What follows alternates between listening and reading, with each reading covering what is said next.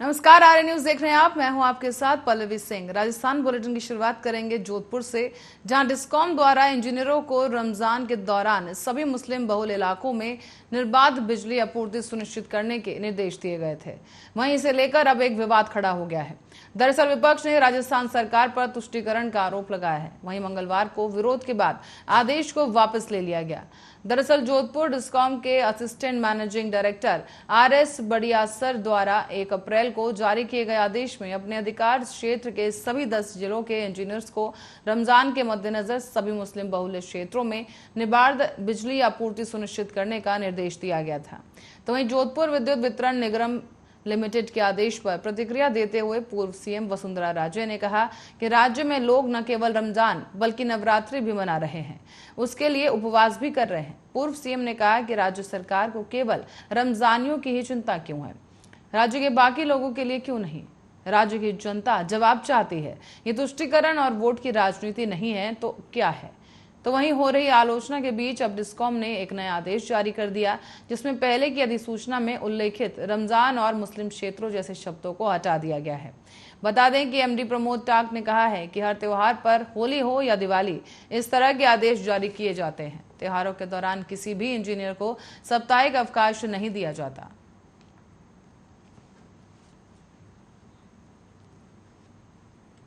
और राजस्थान के करौली में हिंदू नववर्ष पर निकाली गई रैली पर पथराव, आगजनी और उपद्रव के बाद अब शहर में कर्फ्यू जारी है। हिंसा के आरोप में मंगलवार देर रात को पुलिस ने 2 और आरोपियों को गिरफ्तार कर लिया है। इससे पहले 20 लोगों की गिरफ्तारी हो चुकी है। पुलिस ने 7 और आरोपियों को मंगलवार को कोर्ट में पेश कर 1 दिन की रिमांड पर लिया है। 13 आरोपी पहले से ही 2 दिन की पुलिस रिमांड पर हैं और अब तक पुलिस कुल 22 आरोपियों को गिरफ्तार कर चुकी है। साथ ही आपको बता दें कि खाद्य विभाग हिंसा ग्रस्त इलाके में लगातार दूध, सब्जी और राशन समेत कई अन्य जरूरी सामान की सप्लाई कर रहा है। इसके बाद भी शहर के अधिकतर क्षेत्रों में जरूरी सामान नहीं पहुंच पा रहा। इससे लोगों को परेशानियों का सामना करना पड़ रहा है। पुलिस की टीमें संवेदनशील इलाकों में गश्त कर निगरानी कर रही हैं। लोगों को घरों में रहने और शांति बनाए रखने के लिए समझाइश भी की जा रही है। तो वहीं इस हिंसा करने और भड़काने के आरोप में पुलिस ने अब तक 35 लोगों के खिलाफ केस दर्ज कर लिया है। इसमें पार्षद मतलूब जयपुर ग्रेटर के पूर्व मेयर सौम्या गुर्जर के पति राजाराम गुर्जर और हिंदू सेना के पदाधिकारी के नाम भी शामिल हैं। इनकी तलाश में फिलहाल पुलिस जगह जगह दबिश दे रही है। इधर मंगलवार को नगर पार्षद की टीम हिंसा ग्रसित इलाकों में पहुंची, जहां पर मजिस्ट्रेट की मौजूदगी में आगजनी से क्षतिग्रस्त हुए 2 भवनों को ध्वस्त कर दिया गया। आगजनी में दोनों मकान पूरी तरह से जल गए थे। हादसे की आशंका के चलते नगर परिषद की टीम ने मकान को गिरा दिया है। और अब आपको बता दें कि SIT टीम ने हटवाड़ा इलाके में पथराव वाली जगह पर जांच पड़ताल की। इस दौरान हिंसा में शामिल आरोपियों की तलाश की जा रही है और उनके संबंध में पूछताछ भी की गई। मंगलवार दोपहर को स्थिति का जायजा लेने के लिए कांग्रेस और बीजेपी का प्रतिनिधिमंडल भी करौली पहुंचा था। कांग्रेस कमेटी ने कलेक्टर्स और SP से चर्चा कर शहर का दौरा भी किया। इसके बाद कलेक्ट्रेट सभागार में कमेटी ने शांति समिति के सदस्यों से चर्चा की। और आपको बता दें कि बीजेपी के प्रतिनिधिमंडल ने सर्किट हाउस में बीजेपी कार्यकर्ताओं और दंगे में पीड़ित लोगों से मुलाकात कर घटना की जानकारी ली है। इसके बाद शहर के दंगा प्रभावित क्षेत्रों का दौरा भी किया गया। बता दें कि करौली हिंसा को लेकर बीजेपी सरकार पर हमलावर है। बीजेपी नेता प्रदेश की कानून व्यवस्था को लेकर मुख्यमंत्री अशोक गहलोत पर लगातार निशाना साध रहे हैं।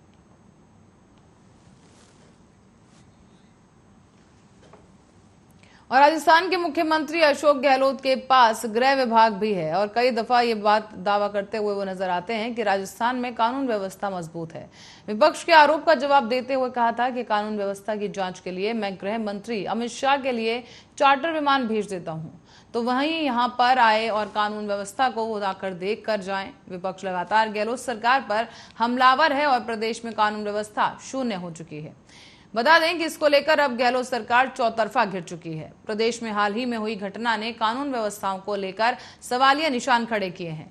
तो वहीं धौलपुर में बाड़ी में विद्युत कर्मी AEN के साथ हुई मारपीट में पुलिस प्रशासन कार्रवाई करते हुए 5 लोगों को गिरफ्तार करते हुए उनसे लाठी डंडे जब्त कर लिए गए। इस मामले को लेकर राज्यवर्धन सिंह राठौड़ ने एक ट्वीट किया है, जिसमें उन्होंने अशोक गहलोत सरकार पर बड़ा हमला बोला। बता दें कि राज्यवर्धन सिंह राठौड़ ने कहा है कि मुख्यमंत्री साहब का एक्सरे विजन हो गई है और एक कांग्रेस विधायक ने एक सरकारी अधिकारी की पीट पीट कर 22 हड्डियां तोड़ दी और मुख्यमंत्री साहब उसको 6 बता रहे हैं। उसी तरह से जो सीएम साहब का एक्सरे विजन है उससे साधारण हिंदू भी कम्युनल दिख रहा है। कहा कि घटना है जहां कांग्रेस विधायक ने एक सरकारी कर्मचारी को पीटा था। वहीं राज्यवर्धन ने यह भी कहा कि बधाई हो श्री अशोक गहलोत जी को, लगता है कि वो डॉक्टर बन गए हैं। डिग्री मिली दिखती है कागजों में बनी गुरुकुल यूनिवर्सिटी से, तभी तो अपनी आंखों से स्कैन करके एईएन के 6 फ्रैक्चर होना बता रहे हैं, जबकि ऑर्थोपेडिक सर्जन 22 से ज्यादा फ्रैक्चर होने की बात कह रहे हैं। वाह गहलोत साहब वाह, अपनी जिम्मेदारी उससे पीछे हटना तो कोई आपसे सीखे। क्या आप सत्ता में सिर्फ ये बताने के लिए बैठे हैं कि आप लोग गांधी परिवार के गुलाम हैं? शायद आप भूल रहे हैं कि लॉ एंड ऑर्डर राज्य का विषय है और गहलोत जी आप सीएम हैं, कभी तो अपनी जिम्मेदारी समझिए।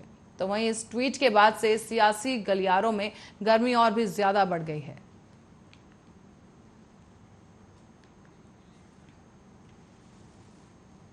और हिंदू नववर्ष पर 2 अप्रैल को करौली में बाइक रैली के दौरान हुए उपद्रव के बाद बीजेपी और कांग्रेस में चल रहा आरोप प्रत्यारोप का दौर अभी भी जारी है। इस बीच बीजेपी और कांग्रेस दोनों ही पार्टियों की ओर से गठित की गई टीमें मंगलवार को करौली पहुंचकर हालात का जायजा लेने निकली। उन्होंने पुलिस प्रशासन के अधिकारियों से भी मुलाकात की, अपने अपने तर्क रखे और उनसे सवाल जवाब किए। दूसरी तरफ कर्फ्यू और नेटबंदी को लेकर सवाल किए गए और जो लोग इस संबंधी समस्याओं से जूझ रहे हैं उन्हें भारी परेशानियों का सामना करना पड़ रहा है। लोगों को समय पर रोजमर्रा की चीजें भी नहीं मिल पा रही। करौली में 7 अप्रैल तक के लिए ये कर्फ्यू लगाया हुआ है। बता दें कि बीजेपी की तरफ से प्रदेश अध्यक्ष सतीश पुनिया के निर्देशन में नियुक्ति की गई 6 सदस्यों की कमेटी ने करौली पहुंचकर घटनास्थल का जायजा लिया। उसके बाद उसने जिला कलेक्टर और एसपी से मुलाकात की। बीजेपी नेता राजेंद्र राठौड़ ने कहा कि 7 दिन पहले प्रशासन से अनुमति लेने और रोड मैप तैयार होने के बावजूद भी हिंदू नववर्ष पर रैली पर पथराव क्यों हुआ, इसकी जांच होनी चाहिए। और राठौड़ ने यह भी कहा कि बीजेपी तुष्टीकरण की राजनीति पर विश्वास नहीं करती।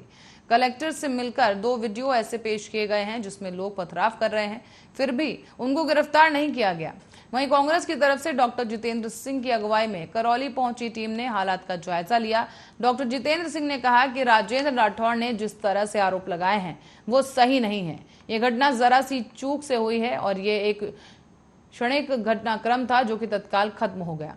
राज्य सरकार जनजीवन सामान्य करने में प्रयासों में जुटी है। और बता दें कि कर्फ्यू के दौरान जिला प्रशासन की तरफ से सुबह 8 बजे से लेकर 10 बजे तक दूध और दैनिक चीजों की सप्लाई की व्यवस्था की गई है। हालांकि कई जगहों पर प्रशासन की गाड़ी नहीं पहुंचने की वजह से लोगों को रोजमर्रा की वस्तुएं मिल नहीं पा रही। इसके लिए लोगों को भारी परेशानियों का सामना करना पड़ रहा है। नवरात्रि और रमजान होने के कारण लोग खाद्य सामग्रियों के लिए परेशान हो रहे हैं। करौली जिले में अफवाहों की वजह से जिला प्रशासन ने नेटबंदी भी कर दी है। बता दें कि इस कर्फ्यू और नेटबंदी के कारण अब आम जन बेहाल होते नजर आ रहे हैं।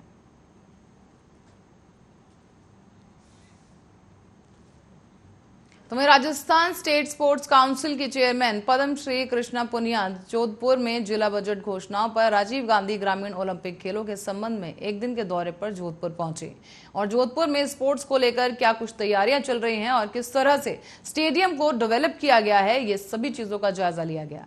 इस दौरान प्रशासनिक अधिकारियों के साथ chief sports officer Virendra Punia भी मौजूद बताए गए। बता दें कि पद्मश्री कृष्णा पुनिया ने बातचीत के दौरान बताया है कि आगामी दिनों में 26,000 से भी अधिक खिलाड़ी एक ही प्लेटफॉर्म पर परफॉर्म करेंगे, जिसकी तैयारियां पूरी कर ली गई हैं। मुख्यमंत्री अशोक गहलोत राजस्थान में खिलाड़ियों के लिए खास खेल का आयोजन करने जा रहे हैं और प्रदेश में ग्रामीण ओलंपिक खेल की घोषणा भी हो चुकी है। साथ ही पैरा ओलंपिक और ओलंपिक खिलाड़ियों के लिए प्रोत्साहन राशि समेत कई तरह के खिलाड़ियों को प्रोत्साहित करने के लिए भी कार्यक्रम के आयोजन किए जा रहे हैं। खेल और खिलाड़ियों के लिए खास आयोजन राजस्थान सरकार करने जा रही है।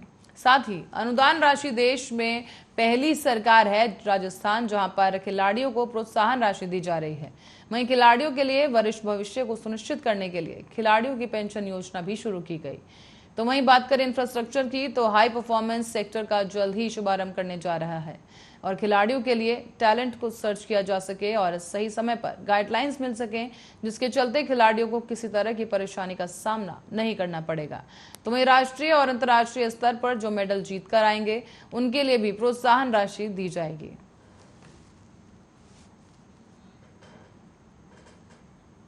और रुक करेंगे अगली खबर की ओर, जो कि कोटा से सामने आ रही है। कोटा जिले की बोरखेड़ा थाना पुलिस ने एक बड़ी कार्रवाई को अंजाम देते हुए 10 से ज्यादा वारदातों में शामिल फायरिंग गैंग का खुलासा कर दिया है, जिनमें से 3 आरोपी गिरफ्तार किए गए और 2 आरोपी अभी भी फरार हैं। इस गैंग ने बीते कुछ ही दिनों में कई घंटों में कई वारदातों को अंजाम देकर कोटा बूंदी इलाके में हड़कंप मचा दिया था। आरोपी ने कोटा शहर के अलावा कोटा ग्रामीण और बूंदी में पेट्रोल पंप और फायरिंग पर हाईवे कर लूटपाट की वारदातों को अंजाम दिया था। इसके अलावा ये गैंग हथियारों की नोक पर राहगीरों और बाइक सवारों को लूटने का काम करती थी। बता दें कि बोरखेड़ा थानाधिकारी महेंद्र मीणा ने बताया है कि 29 मार्च को कुछ बदमाशों ने 120 फीट लिंक सड़क से बोरखेड़ा जाने वाली रोड पर नरेंद्र तोसिया और हेम सिंह अलग अलग बाइक से जा रहे थे, जब दोनों को धारदार हथियार और फायरिंग कर रोकने की कोशिश की गई, लेकिन वो आगे निकल गए। बाद में बदमाशों ने नरेंद्र तुसिया को हथियारों के दम पर रोक लिया और लूटपाट कर उनसे उनका मोबाइल फोन छीन लिया गया। इस मामले में सीसीटीवी फुटेज की मदद से आरोपियों की पड़ताल शुरू की गई, जिसके बाद से शाम को बूंदी जिले में भी केशवराय पटन में घर जा रहे एक दंपति को फायरिंग कर बंदूक की नोट पर लूटने की वारदात सामने आई। आरोपी जल्दबाजी में अपनी बाइक को वहीं छोड़कर चले गए थे, जिसकी वजह से आरोपियों को पकड़ने में यह मदद मिल सकी है। फिलहाल गैंग जो भी रास्ते पर मिलता वो उसे एकाएक निशाना बना लेते थे। वहीं बोरखेड़ा पुलिस ने इटावा के करवाड़ निवासी यशराज हाड़ा और बारां जिले के पलाथिया निवासी सुरेंद्र कोहली और झालवाड़ा निवासी को जो है गिरफ्तार कर लिया है। और इन तीनों को बोरखेड़ा थाना इलाके के अलग अलग कॉलोनियों में रह रहे थे ये सभी आरोपी, जिन्हें गिरफ्तार किया गया है। हालांकि अभी भी 2 आरोपी फरार चल रहे हैं।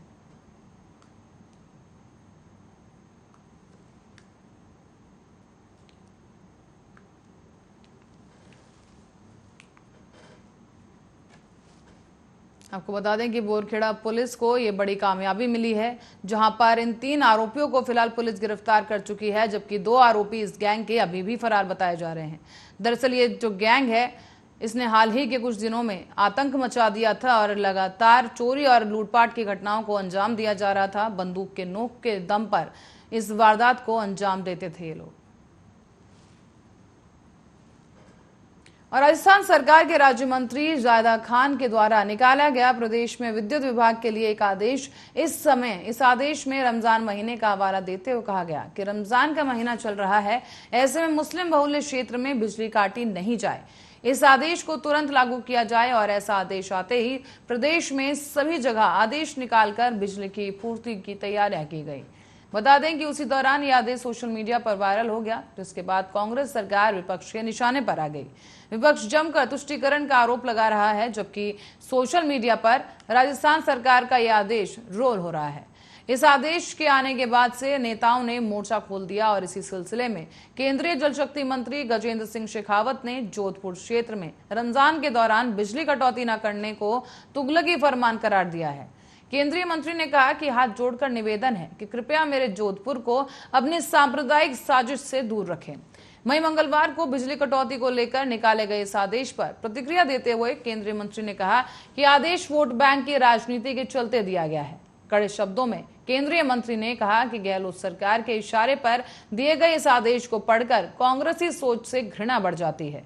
उन्होंने ये भी कहा कि इस तरह के हथकंडे सामाजिक वैमनस्य का कारण बनते हैं। केंद्रीय मंत्री ने तंज कसा कि गहलोत जी, सत्ता आपकी है, आप सदैव के नाम पर एक को सिलेक्ट और दूसरे को निग्लेक्ट नहीं कर सकते। करौली में आपने अपना खेल कर लिया। हाथ जोड़कर निवेदन है कि कृपया जोधपुर को अपनी सांप्रदायिक साजिश से दूर रखें। तो वहीं chairperson Rajasthan state sports council Padmashri Krishna Punia Jodhpur में मीडिया से बात करते हुए राजस्थान सरकार के द्वारा निकाले गए इस आदेश के पक्ष में कहते नजर आए। उन्होंने कहा कि सर्वधर्म की बात करते हैं तो मुस्लिम भी हमारा ही हिस्सा है। रमजान का महीना चल रहा है, गर्मी बहुत ज्यादा है और ये लोग रोजे करते हैं तो पीते। इसको लेकर जो आदेश निकाला गया है, ये हमारे मुस्लिम भाइयों को सम्मान देने के लिए निकाला गया है। मैं इसके गलत नहीं समझता, ना ही ये कुछ गलत है। हमारे देश में मुस्लिम भाई बंधु रहते हैं और वो भी हमारे ही भाई हैं।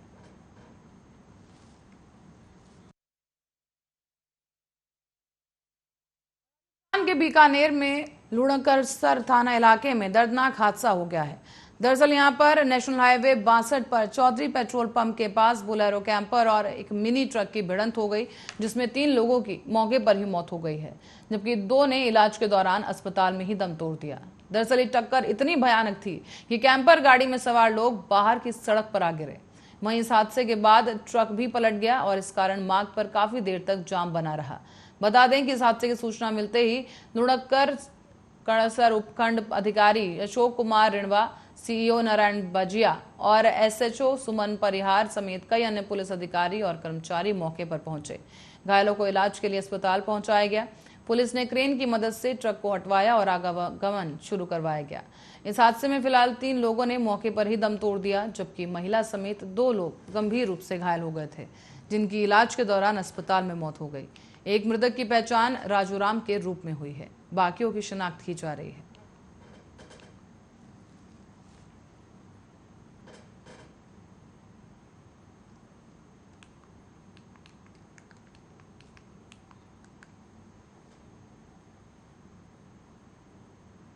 और हिंदू धर्म में आदिशक्ति मां दुर्गा के भक्तों के लिए ये दिन खास होता है नवरात्रियों का, जहां पर नवरात्रि के पावन दिनों में मां दुर्गा के 9 अलग अलग स्वरूपों की पूजा की जाती है। और आज चैत्र नवरात्रि का 5वां दिन है, जब मां के पंचम स्वरूप माता स्कंद माता की पूजा अर्चना की जा रही है। देवी दुर्गा के स्कंद स्वरूप धारण करने के पीछे भी कई मान्यताएं बताई जाती हैं। कैसा होता है देवी स्कंद माता का रूप, चलिए समझते हैं इस खास रिपोर्ट के जरिए।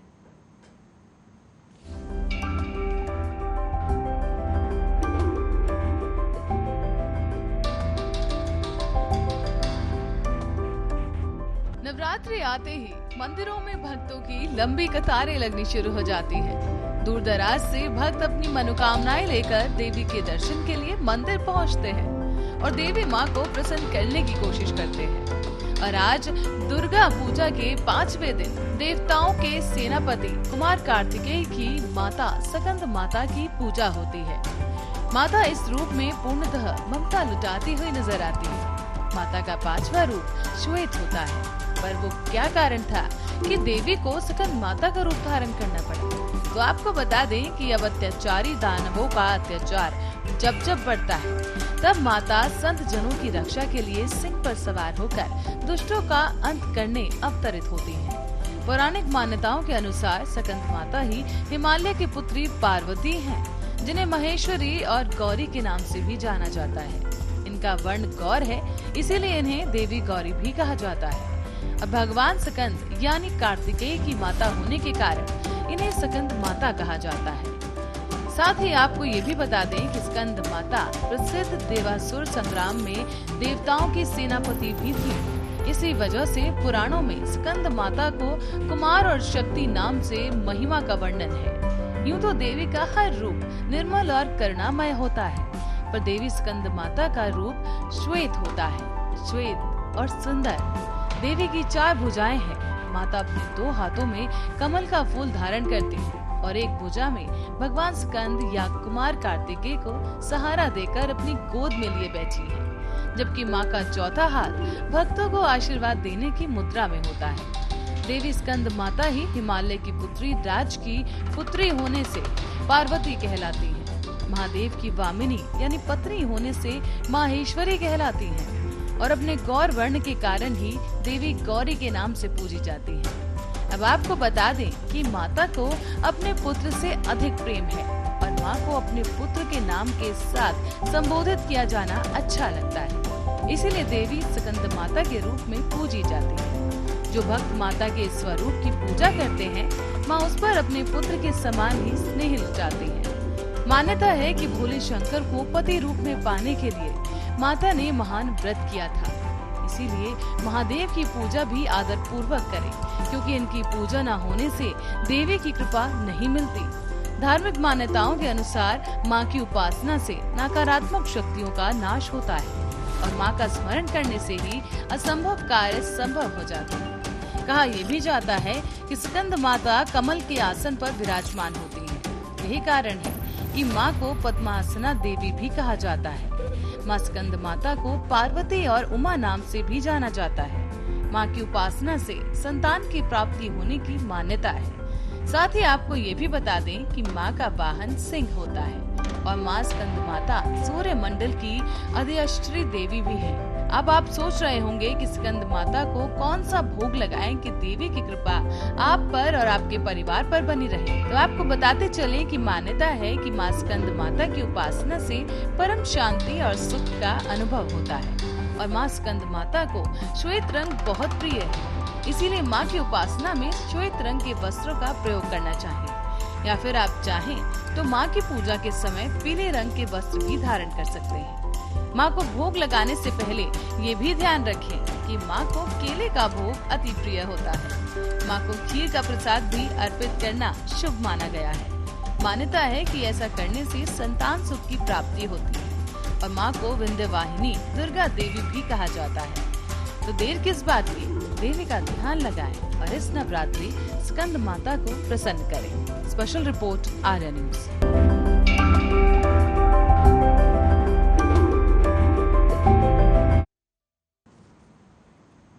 और इसी के साथ ही राजस्थान बुलेटिन में फिलहाल के लिए इतना ही। देश और दुनिया की तमाम खबरों के लिए देखते रहिए आर्या न्यूज।